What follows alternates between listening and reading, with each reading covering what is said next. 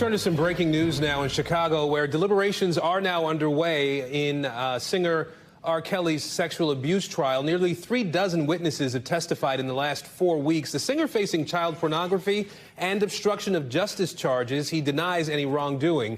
NBC News correspondent Maggie Vespa is in Chicago for us today. So, Maggie, R. Kelly's lawyers asked the jury to see the humanity in him as they deliberate their decision. Right. What else did they say to try to drive home their case today before the jury went to deliberate?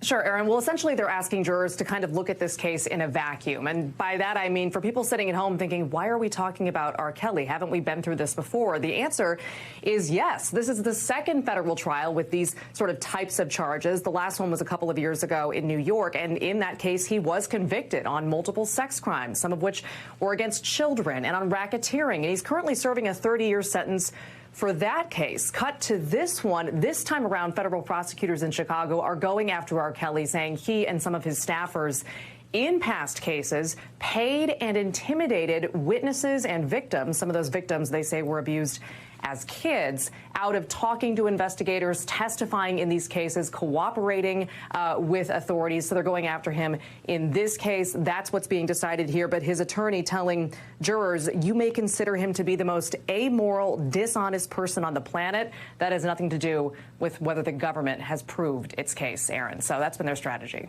Maggie, yesterday, one of the jurors had to be excused and replaced. We heard about that, replaced with an alternate there. What happened, and do we know anything about this new juror?